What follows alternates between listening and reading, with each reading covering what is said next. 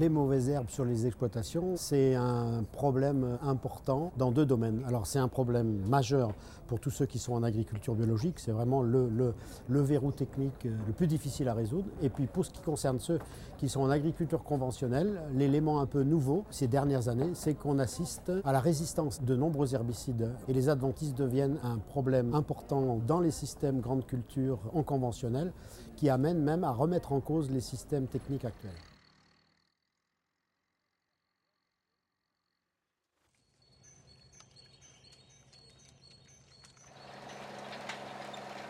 La direction est donnée et de ce fait, les constructeurs de machines agricoles comme nous, qui croyaient depuis longtemps que le désherbage mécanique pouvait apporter des services très importants à l'agriculture, des gens comme nous, aujourd'hui, ont une écoute nettement accrue. Aussi bien les techniciens que les agriculteurs voient ce que nous avons fait comme progrès et sont prêts à rentrer dans cette logique de désherbage mécanique.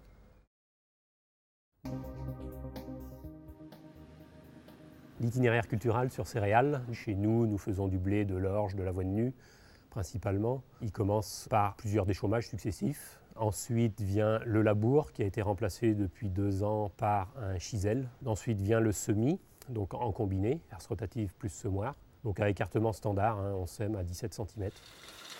Sortie d'hiver, premier passage de herséterie.